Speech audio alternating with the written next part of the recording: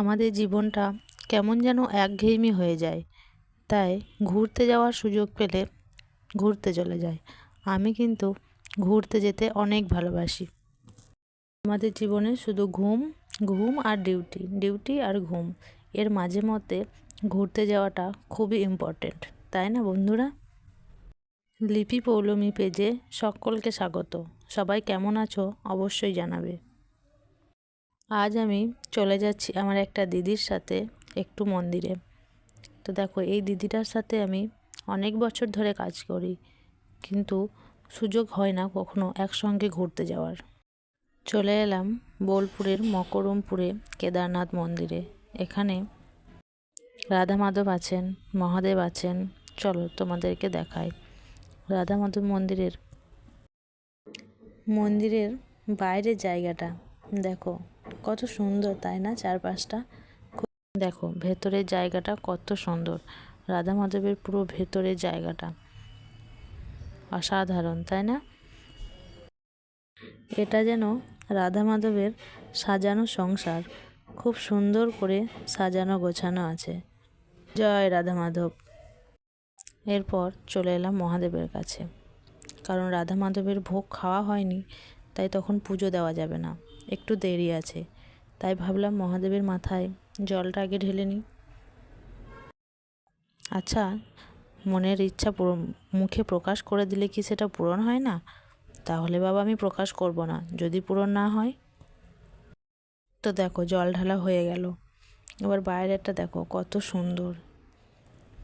কানে কানে কিছু উইশ করলে নাকি সেটা পূর্ণ হয়ে যায়। তো তোমাদের কারোর যদি কোনো উইশ থাকে তাহলে এখানে এসে কানে কানে বলে যেও, তোমাদের উইশও পূরণ হয়ে যাবে। দেখো সামনে পুরো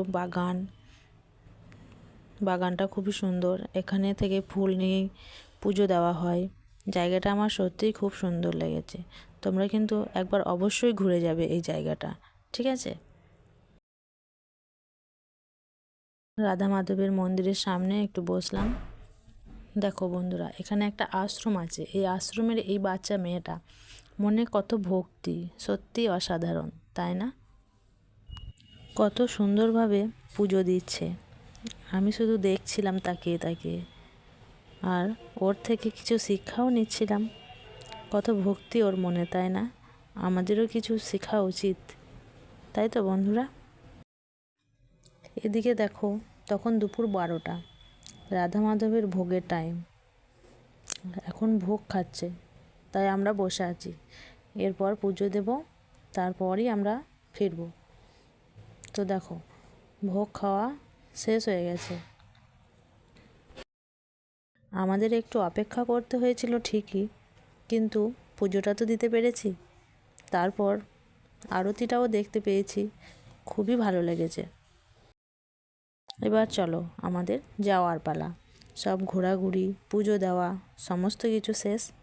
সত্যি কথা বলতে এখান থেকে যাওয়ার কোনো ইচ্ছাই ছিল না, মনে হচ্ছিল আরও একটু থেকে যাই, কিন্তু কিছু করার নেই, ফিরতে তো হবেই, তাই না? ভিডিওটা এখানেই শেষ করলাম। সকলে ভালো থাকবে, সুস্থ থাকবে, আর আমার ভিডিওটা কেমন হয়েছে কমেন্ট করে অবশ্যই জানাবে। টাটা।